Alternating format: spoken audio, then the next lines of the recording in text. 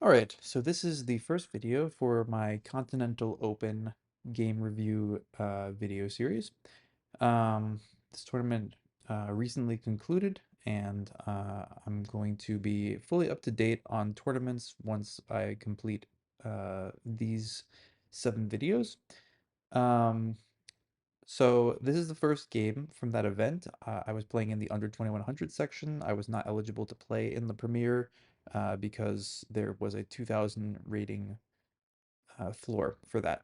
So here's the first game. Once again, I have not looked at any of these games with the computer.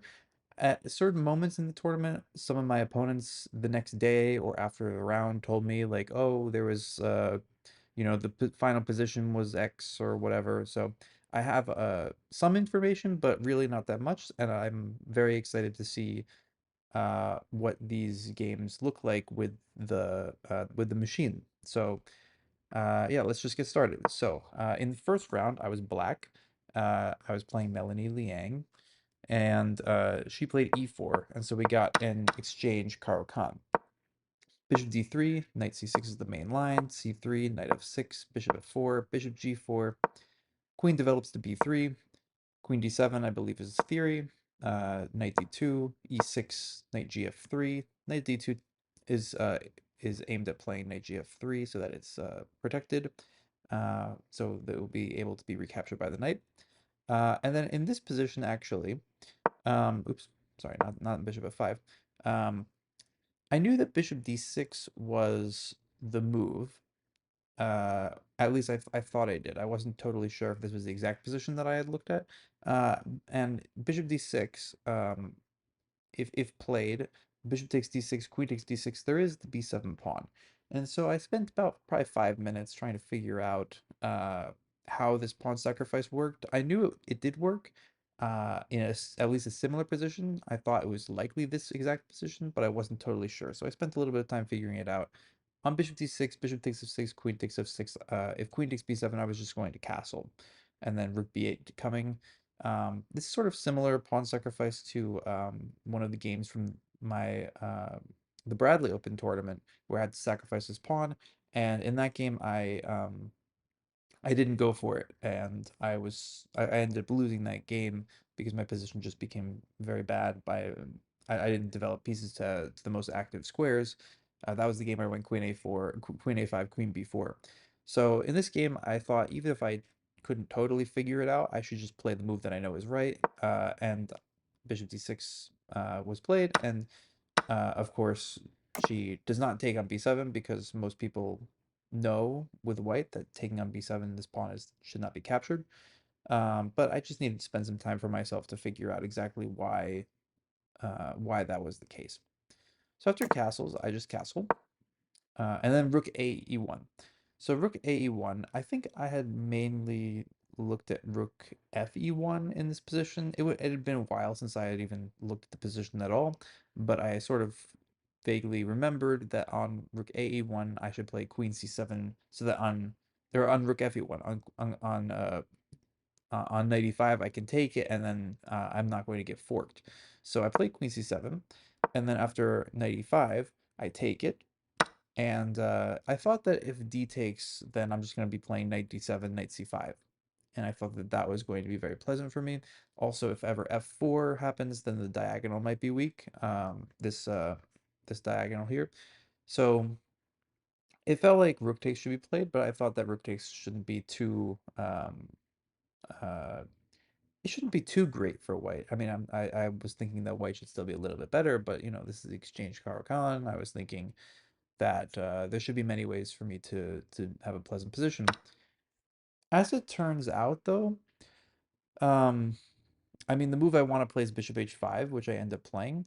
My line, though, my line had a flaw. When I played bishop h5, I had a flaw in my line. So my line went like this: bishop h5, f4, bishop g6, f5, right? So white should go f4, f5. Otherwise, I'm trading off this bishop, and I'm going to have a reasonable Carlsbad structure. So once the bishop is on g6, the pawn will be on f5. And my line there when e takes f5, bishop takes f5, and I thought that I had knight g4 winning because I'm hitting the rook, and if the rook moves, then I'll threaten checkmate, and my bishop on g6 covers the h5 square. Unfortunately, which I realized after playing bishop h5, f4, once the bishop takes on f5, knight g4 is not a possible move because the bishop can simply capture it. So now I need to figure something else out, and I was sort of upset with myself that this happened because, maybe if I had seen that, maybe I would have played a better move in this position. Although looking at it, I'm not really sure what a better move would be. My bishop is sort of floaty over here. Another line that I looked at was this weird. So I looked at knight d7, and then on rook g5, I saw that I could maybe play f5, and then this rook is sort of trapped. So one sample line would be like h3, h6, uh, rook g6, and then maybe I could just play like king f7. Uh, right. So then this sort of position would happen if you can imagine something like this, and this, yes, I have taken an exchange, I've lost a pawn for it, but my king is very weak. I don't know. I was looking at this line, I was thinking that it would be good for me, but looking at it more, the problem is in my line, here's just an example of how my visualization of lines is not very good. I thought that in this position when I was looking at it that after h6 rook g6 I would move queen f7, which I don't because the knight's on d7. So that's the sort of thing that I was like, this is definitely a weakness for me, is not being able to like really see lines very far, or like missing something simple in a line where the whole line is based on this idea that I can play like queen f7, and then the idea of queen f7, it's much better than king f7 because then my king doesn't end up on g6. So that's much better. Anyway, I ended up disregarding this idea because after knight d7, I thought just rook could go to e3. And yeah, I didn't really see what I'm doing here. Now I could play bishop h5 g6, but like what's really the difference? My knight is just sort of coming the wrong way, I thought. So anyway, in the end I played bishop h5 because of a miscalculation, but I'm not really sure what I should have done better anyways. f4, bishop g6, f5, so this happens. I didn't see anything better that I could do. And in this position, I really just didn't want to play the position after e takes f5, bishop takes f5. I just really didn't want to play this position. I thought that white has a lot of pressure on the f file. My d5 pawn is weak, and the move that I would have played in this position if I had gone for it was rook f e8, and then I thought that on knight f3, I thought this was a strong move, that I was just suffering, and I really didn't want to just suffer in a worse position like this. Maybe it's the best I have. I'm not totally sure. Instead, I play the move knight g4, which there's many moves. There's many things to calculate in this position. I actually got into some time trouble in this game because I spent a lot of time looking at all these lines. So knight g4 forces fg, f takes g6, because I'm threatening queen takes h2 mate, and also the rook. I'm threatening the rook on e5. So fg needs to be played. Now there's a couple of moves. I can consider playing h takes g6 because the rook still can't move. So I can take it next turn. If I play either h takes g6 or f takes g6, I will have a pawn and then I'll have an exchange on the next turn. So I'll have two pieces, or I'll have a rook and a pawn for the two pieces, which should favor white materially, but I thought maybe at least that is a little bit more dynamic. However, when I started looking at the lines after h takes, knight takes, okay, so in this position I thought knight f3 should be played. Knight takes, knight takes. It's unclear how my rooks are actually going to get in the game. I wasn't really happy with this position. It was sort of like, okay, I've sacrificed material, but or not really sacrificed material, but like I'm sort of materially at a disadvantage. But there's no way that I can really use the rooks. In order for this to be good for me, I need to be able to use the rooks on some file, and now all the files are closed. So this led me to start looking at, in this position, f takes g6, because at least this time I'm getting my my rooks open. They have the F file. But in this position, I thought that I think I was looking at rook takes f8, or maybe I was just looking at knight f3. I think it was just knight f3 actually. And then here I have to take the rook, knight takes. I can play this line, but here it's like, okay, yes, my rook actually has the f8 square now, which is better than the other line, I think. But White's the light square bishop is going to be very good on d3, and the knight's already very good on e5. So the minor pieces should be better. My queen can't really get in the game very easily. So here I also thought that white was significantly better. So in the end, I just decided from this position after knight g4 that I was just going to take the rook. I wasn't going to take the pawn back. So knight g4 takes, I just take the rook. And yeah, this allows GH, so white actually gets a pawn as well. But after king h8 takes, I get the pawn from d4. Takes on e5, and then I take it back. So now this pawn is no longer on d4. This gives me a more, my queen is more active. I have a better center, and I'm going to be able to play g6 and take on h7, and get the pawn back. So I will have a pawn and a rook for the two minors. And I thought that this was the most optimistic position that I could have achieved once I allowed this f4 f5. It probably isn't objectively the best. Probably e takes f5 is objectively the best line. But I don't know. This felt like it gave me a lot of chances for something. So in the game, king h1, which I was actually expecting rook f3, but king h1 is probably a better move. It keeps back rank issues at a minimum, keeps the pieces more active probably. I just played g6, so now I'm going. My plan is either king takes h7, or maybe if on a good day I can play king g7, rook h8, rook takes h7, and stack up the rooks on the h file. This doesn't end up happening, but I have both options available. Knight f3 is a tempo. I don't want to play a move that lets my opponent consolidate. I want to if you can imagine, if I'm not careful, a knight could land on g5 and keep this pawn on the board. So I really don't want to have that happen. So I play queen e3, which is a tempo move. And after queen c2, I just take the pawn. So now I don't have to worry about, like a rook e1, knight g5 combination where the pawn on h7 is actually going to be doing some damage to my position. That's how I was viewing it, at least. Rook e1, I just played queen f4. Felt like the most aggressive natural square to put the queen on. After knight e5, I've just played king g7. There is an immediate draw for white in this position if white wants to just sacrifice the bishop on g6. There's really nothing I can do to prevent that in this position. I'm pretty sure that, if white wants a draw at any point, white can have a draw. So I just play king g7, g3, queen goes back to g5, queen f2, and now here I play f5 and offer a draw. So my opponent is about 200 points lower rated than me. So I was thinking maybe there's a chance that if I play a move that's sort of like, my weakness on f7 is no longer, now I have a weakness on e6, but I thought maybe I'd play like an aggressive looking move and offer a draw, and maybe we would get a draw.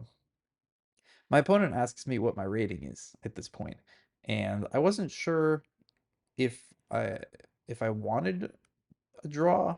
I mean, I knew I was worse, so a draw is a good result. But I was just like, if you want, you can go and check, check outside. She has a lot of time at this point. I really don't. So it's like she could check, um, but uh, she doesn't check. She just sits and thinks in the position for a little while, and then she says, um, I mean, I'm better, so I should keep playing. And I was like, oh, thanks for letting me know, that's some useful information you just gave me there. You think you're better, so now I know that my opponent thinks that she's better in this position, which yes, she definitely is. Um, she plays on with knight f3, queen f6. She puts the rook on e5. Now I'm sort of in a passive position. My weakness on e6. When I played f5, I sort of wanted to be able to eventually play e5, e4, and in that case, black would probably be better. But this blockade that she's established with the rook and knight is very strong, and now she's starting to attack it with more. So you can imagine knight d4 is coming, and then my pawn is going to be severely hit. I'm going to have to defend it with something. If I just play rook e7 here, which is sort of what I wanted to do in the game, Then after knight d4, if I play rook e8, there's this problematic move bishop b5.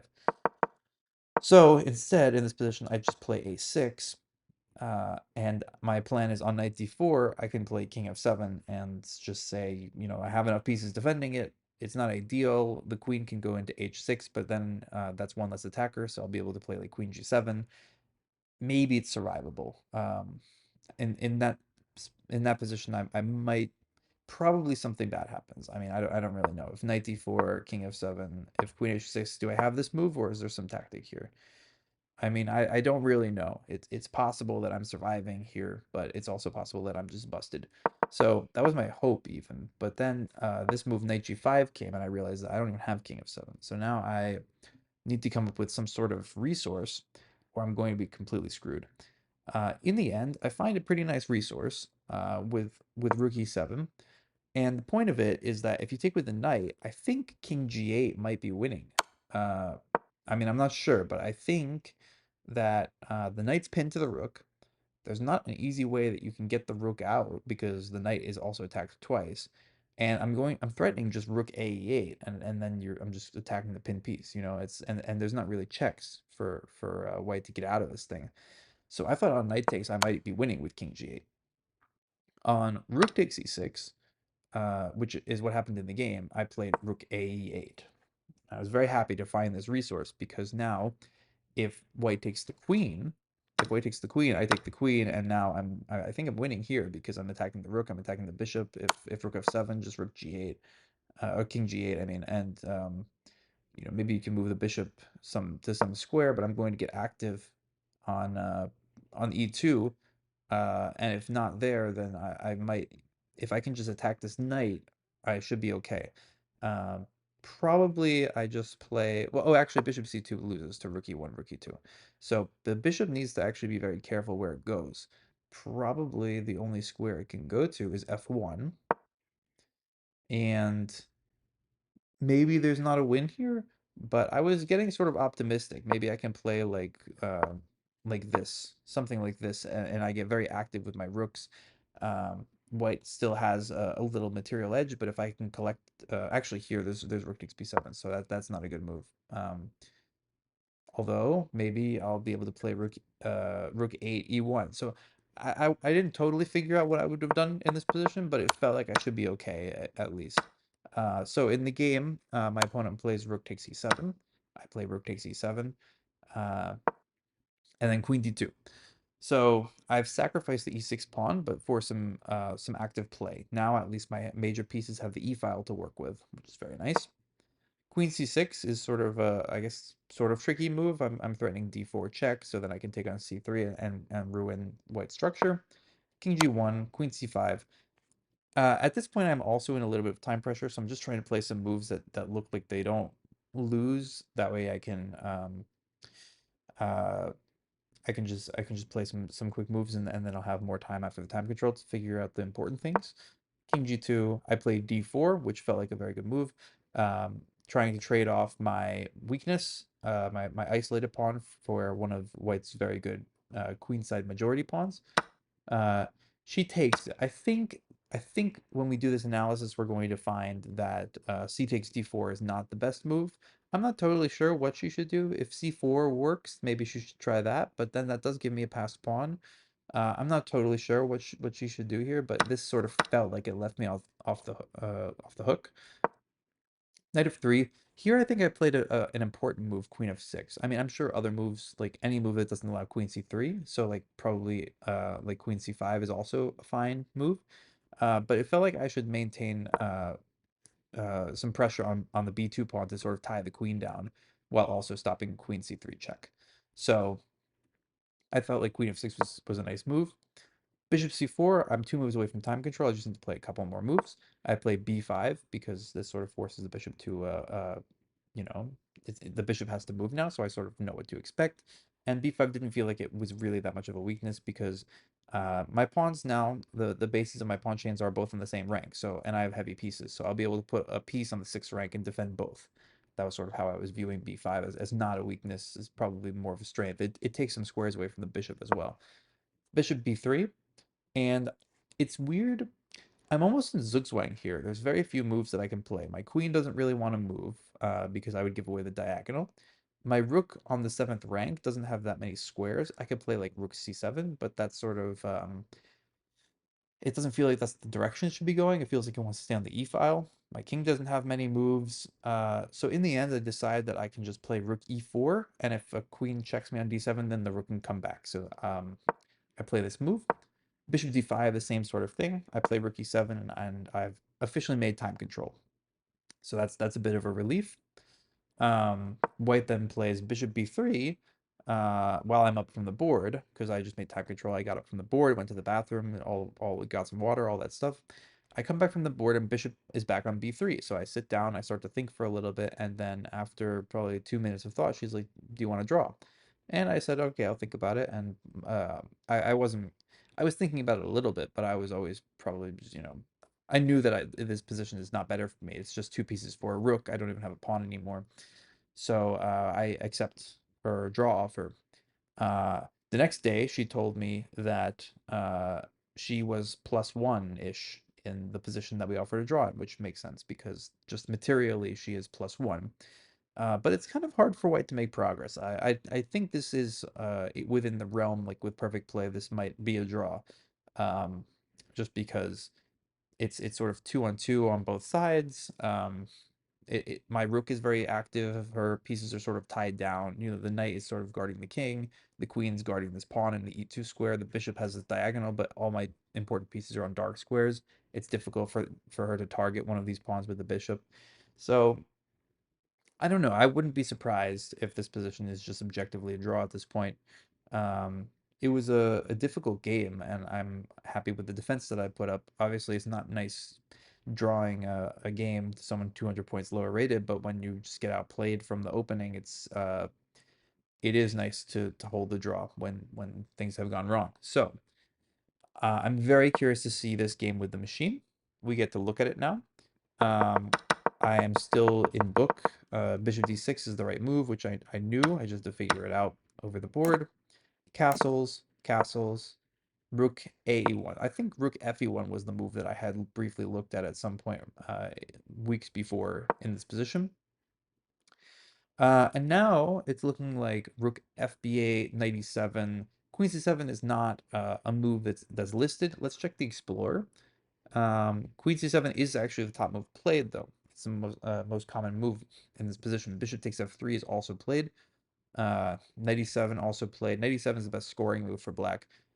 So maybe I'll look into knight e7 for future games. I'm not totally sure. Um, but rook a1, and I play queen c7, which is the most played move. But after knight e5, it's sort of weirdly unpleasant, especially after I take it, because I just assume that queen c7 after rook fe. So I'll show you this. After rook fe, queen c7, knight e5. Now I think, or maybe I don't even take it here. This was what I think I had looked at. But maybe it's just bad to take the knight on e5, regardless of which rook goes there. Regardless, I do take it. And d takes is strong. Okay. This is very interesting to me because I felt like on d takes, knight d7, that I was just going to c5. Oh, but my bishop gets hit. Either queen a4 or queen b4 is a tempo on the bishop. So let's just look at sample line, like queen b4, bishop h5. Queen goes to h4, bishop g6 takes, and if I play h takes, then knight f3, knight g5 is just checkmate. Or there's ways that I can defend with like f6 or whatever, but it's just bad. And yeah, so that's a very strong resource for white. But instead in the game, rook takes, and now bishop h5 is correct. So even though my line had a flaw in it, bishop h5 is the right move. f4, bishop g6. So I'm playing very well, and after f5, what am I supposed to do here? Bishop takes f5. Bishop takes f5, bishop takes f5, e takes f5, rook takes f5, knight g4. I looked at these moves. Okay, I didn't mention this in the analysis, but I was also looking at like at this. I guess I could start with the bishop takes. I wasn't sure why I would want to force the trade of bishops yet, but I did see that on this move I win because of knight g4. I saw this. Uh, because now I'm winning. I'm not winning, but I'm winning an exchange, like a clean exchange. So that was winning. But I thought on this move, knight g4, there was just going to be rook h5. Yeah, I saw g6. I thought just rook h3,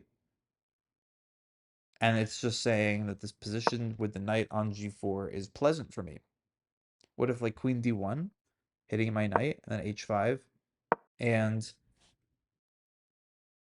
I mean this is really interesting stuff. That black is significantly better here. I was not thinking that black is significantly better, but I guess when you look at it, um, the pawn on d5 is like a little bit of a weakness, but it's not easily attacked. I have a rook on d8 that I just put there. It's difficult to kick the knight away from it's difficult to kick the knight away from g4 because the rook is stuck on h3. And if let's say if the rook was on h4 or something, then h3 would always lose to the checkmate because it would cut off the communication from the rook to the h2 square. So the knight on g4 is actually a pretty permanent piece. And now with queen d1, you can't even play knight f3 because of knight e3. So maybe in this position, knight f3 should be played instead. And then after just the similar h5, yeah, knight e5 is a pawn sacrifice already. I guess white is sort of desperate to trade the knight off. It's very strange position, but if you give me some time, queen can go to f4 to e3, and I'm generating some pretty intense threats. The rook can come to e8 and e2. I guess black is just better in this position. I just misevaluated it. That's very interesting to me. Um, it makes some sense, but I don't know. I just didn't think about it. The move I play is losing. That's a pretty intense evaluation. I was not expecting it to be like lost. I was expecting it to be like, +1-ish. Uh, yeah, takes. I take on e5. D takes. Oh, whoa. That's that's really interesting. Uh, why is it? Oh, because you want to take on f7? Is that the idea? Is that why d takes e5 is so much stronger? Because in right now, if you take on f7, my knight can recapture, right? So taking on, if you take on e5 first, if queen takes e5, then it gives you time to take on f7, uh, rather than h7. That must be the idea, right? Like if if takes, you want to take on f7, takes. There's bishop h7, so I can't even take that thing. That will okay. Then I understand this because if I have to play king h8, now this pawn is very real. The queen can even take on b7, protect it again. It's a real pawn. I can't play like g6 to cut off communication because it's the rook now. Um, there's a queen e3 check, but yeah, but queen takes b7 works tactically. There's the line queen takes b7, queen e3 check. Uh, let's say rook f2, queen takes d3. If queen takes d3, there's queen takes a8, and then f8 queens. So yeah, it's actually rook f2 is pinned, so there's not that line. How does this work? Queen takes b7, queen e3 check, rook f2, queen takes d3. There is queen takes a8. Oh, because I'm not pinning the rook anymore. Okay, so yeah, the line that I said does work. So yeah, I guess actually recapturing this knight first would be much stronger. That's very interesting. But instead we get this capture. Now takes. I'm still doing pretty poorly, but I don't know. I just felt like this was more to me in the game. It felt like I was less sad in this position, but I am obviously more sad because the position is bad, and in the other line, the position is good. So easy to say in retrospect. King h1. Yeah, I thought rook f3 was a good move here. Rook f2 is being given. King h1 is apparently an inaccuracy. It seemed like a reasonable move in the game. I played g6, knight f3, queen with a tempo, queen c2, king takes h7, rook e1, queen f4. These are all fine moves. It's just the position is really bad. G3, yeah, that's a good move. Queen g5, queen f2. F5 is a good move. I thought it felt like a good move to me because I have to do something, otherwise this pressure on this area of the board is just going to be too much. So F5, position is completely lost, which I was not feeling in the moment. I was feeling like position is bad, but it's not lost. Rook e5. Oops, my apologies. Let's go back down. Rook e8, queen e3, putting pressure. A6, good move. Knight g5, I have to play this rook e7. And now, yeah, white should just build the position. I was sort of feeling this when she took that she doesn't have to take with either piece. If knight takes, let's just check my line here that this is losing. It's not losing. It is not losing at all. Because of many, many different moves. How does this one work? Rook e8. Bishop b3. This is a difficult continuation. I would not say that this is the most I mean, clearly it's winning because I can't defend the d5 pawn, so it's bad. But it's difficult to just give up the knight like that, I would say. So yeah, I mean my line is definitely bad. So king g8 is not a winning move after knight takes e6. But it makes sense that she wouldn't play that move. Instead, rook takes e6. And now after rook a8, and so that was the mistake. That was actually the full mistake that costs the game because now the position is actually drawn. Any other move pretty much would have been even knight takes, which I thought was the worst option, and I'm sure she thought was worst option as well. Even that move would have been superior. So now let's see if anyone ever makes another mistake from this point on. Rook c7.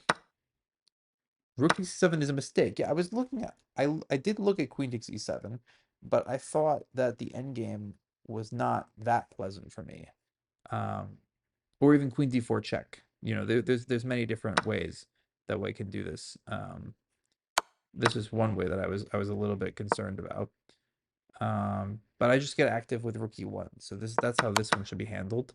And then if queen d4 check, queen e5, and I'm doing it this way, it's the same sort of thing. But rook takes, apparently, after queen d2, white is better again. I play this move, king g1 is good. Now I'm completely lost again. King g2, d4. Yeah, it felt like she shouldn't take on d4. c4 did feel like the stronger move, but I don't know. It's still good after this. Knight f3, queen f6 I thought was important. Apparently it's not at all. Bishop c4. Yeah, now I just play b5 and wow. I mean, on rook e4, which I would have played it again. There's just like putting the knight on g5 is extremely strong, I guess. So I definitely dodged the bullet in this game. This game very easily could have been a loss at many different moments. I don't think that I was ever. I mean, I guess what's really funny is I thought that I was getting outplayed at the opening, but really I was outplaying my opponent in the opening, which is kind of bizarre feeling inversion to have. Yeah, in this position I should just take because, and here's the thing, taking on f5 felt like the right move. uh Bishop takes f5 did not feel like the right move, but e takes f5 felt like this is the move I should play in this position. It felt like the objectively best move. um but it just felt like a sad position for me. Clearly looking at it now, I see it's not, but it just felt like a sad position, even though it felt right. So I wanted to do something that gave me a more dynamic position where maybe I could outplay my opponent with a material imbalance. Uh, I guess the lesson here is that you should just play what you think is the best move in the position. That seems like a pretty straightforward lesson to me. And then after this, I would say that there are uh, few real mistakes. I mean, I guess there were a couple of mistakes. The position is very bad, uh, but a lot of good moves being played. That was a mistake from my opponent. And then taking with probably the only other real mistake that I made is taking with the rook here, which the picking with the rook really feels like the right move.